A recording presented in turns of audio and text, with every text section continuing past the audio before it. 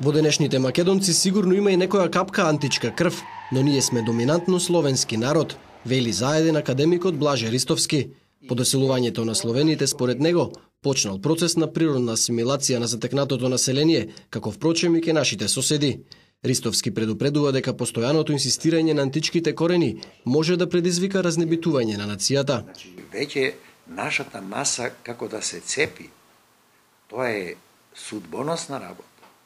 А нема зошто. Ние сме словенска нација, тука не треба да има дилеми.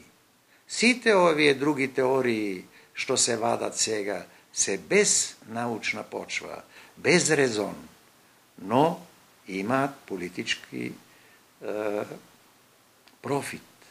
Авторот на тезата дека македонците се доминантно потомци на античкиот етнос, историчарот Панов, вчера тврдеше дека неговите нови сознанија изнесени во историјата на македонскиот народ се засновани исклучиво на научни докази. Античките македонци не исчезнале, туку продолжиле да учествуваат во процесот на симбиозата со словените и да пренесуваат дел од нивните традиции, кои што се, според мене, постепено присвојувани од страна на населените словени, идентификувани како македонски словени.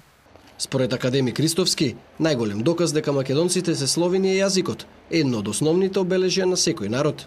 Тие антички македонци засега барем не ни посведочиле за карактерот на својот јазик.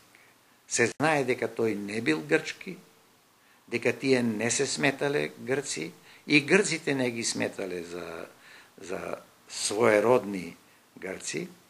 Меѓутоа, нивниот јазик е останат само со имиња. Ристовски апелира политиката да ги тргне рацете од историјата, а на граѓаните им препорачува повеќе да читаат, за да не може лесно да бидат манипулирани.